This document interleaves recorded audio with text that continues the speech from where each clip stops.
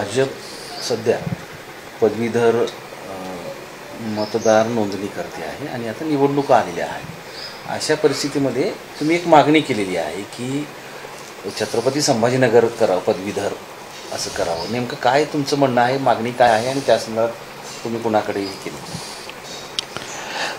आता महाराष्ट्राच्या विधान परिषदेच्या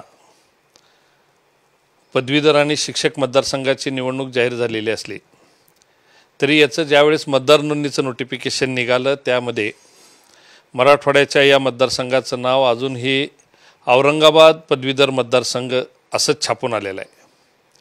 खरं तर या शहराचं नाव बदलण्यात आलं, हे राज्य सरकारने केलं, केंद्राची संमती मिळाली आणि अधिकृतरित्या जर या ठिकाणी छत्रपती संभाजीनगर हे नाव झालं असेल तर पुन्हा औरंगाबाद पदवीधर मतदारसंघ न राहता त्याचं नावामध्ये बदल झाला पाहिजे, ही मागणी आत्ता मी काल या ठिकाणी जाऊन विभागीय आयुक्तांकडे केली। परंतु हा निर्णय हा राज्याच्या निवडणूक आयोगामध्ये आणि केंद्राच्या निवडणूक आयोगाच्या संमतीने हा होणार असल्यामुळे या विषयातील पुढील सर्व पाठपुरावा आम्ही राज्याच्या निवडणूक आयोगाकडे आणि केंद्राच्याही निवडणूक आयोगाकडे करणार आहेत।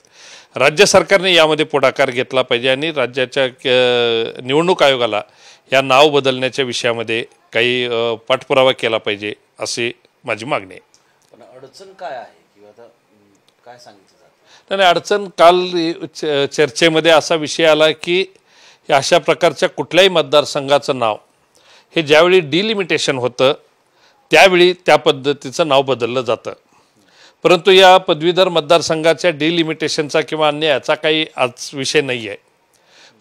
तर या मतदारसंघाचं जे काही छत्रपती संभाजीनगर मराठवाडा पदवीधर मतदारसंघ हे करण्याचे आहेत ते एक केवळ त्याचा पाठपुरावा न झाल्यामुळे राहिलेला आहे असावा असं आमचं मत आहे आणि त्यासाठीची योग्य ती प्रक्रिया पूर्ण करण्यासाठी आम्ही पाठपुरावा करणार आहे। आता isakal.com आहे देशातील नंबर 1 ची मराठी न्यूज वेबसाईट। प्रत्येक अपडेटसाठी isakal.com ला नक्की भेट द्या। पाठपुरावा करणार म्हणजे तुम्ही मुख्यमंत्री किंवा निवडणूक आयोग, निवडणूक आयुक्त यांची भेट घेणार आहात का, त्यांना निवेदन देणार आहात का, त्यांना विनवणी करणार आहात? हां, हे आता आम्ही राज्य सरकारकडे मुख्यमंत्र्यांना या विषयातले आवश्यक जे काही निवडणूक आयोगाची पूर्तता करायची असेल तर त्या पद्धतीचा पाठपुरावा करू। परंतु आम्ही प्रामुख्याने राज्याच्या निवडणूक आयोगाकडे या विषयामध्ये याच्यामध्ये कशा प्रकारचा पाठपुरावा केल्याने किंवा काय प्रक्रिया पूर्ण केल्याने हे नाव बदलणं सोयीचं होईल या दृष्टीने आम्ही विचार करणार आहोत। आमच्या राज्याचे काही नेते यामध्ये सहभागी होऊन म्हणजे स्वतः किरीट सोमय्या यामध्ये सहभागी होऊन या ठिकाणी जाऊन या निवडणूक आयोगाकडे याचा पाठपुरावा करणार आहेत।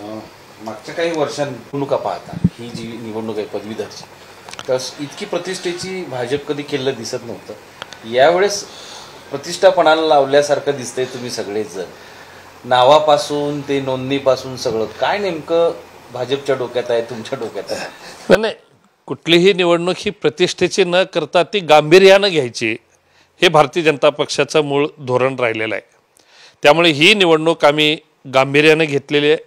सर्व कार्यकर्ते या मतदार नोंदणीमध्ये कसे सहभागी होतील आणि सर्व स्तरापर्यंत, कारण की भारतीय जनता पार्टी हा एक म्हणजे कार्यकर्त्यांच्या नेटवर्कवरती आधारित असणारा पक्ष आहे, ज्याला आम्ही कार्यकर्ताधिष्ठित पक्ष म्हणतो आणि त्या पद्धतीनं सर्व कार्यकर्ते कामाला लावून त्यांच्या माध्यमातून काही जणांची शक्ती केंद्र ही आपापल्या संस्था असतात, वेगवेगळ्या ठिकाणचे त्यांचे कर्मचारी असतात, परंतु कर्मचाऱ्याच्या आणि शक्ती केंद्र अशा संस्थेच्या बळावरती निवडणूक न लढवता ही कार्यकर्त्यांच्या बळावरती निवडणूक भारतीय जनता पक्ष लढवते आणि त्यातून आम्ही सर्व मराठवाड्यातील कार्यकर्ते याच्यामध्ये मोठ्या उत्साहाने मतदार नोंदणीच्या कामाला लागलेले आहेत। पण आता अडचण अशी आहे की युतीमध्ये तिन्ही पक्षाचे लोक म्हणतात की आमचा उमेदवार निश्चित असणार, म्हणजे राष्ट्रवादी काँग्रेसकडून तर सतीश चव्हाण विद्यमान आमदार आहे, त्याच्यानंतर तुमच्याकडून तुम्ही इच्छुक आहात, त्याचबरोबर आणखी काही जणांचं नाव येतं आहे,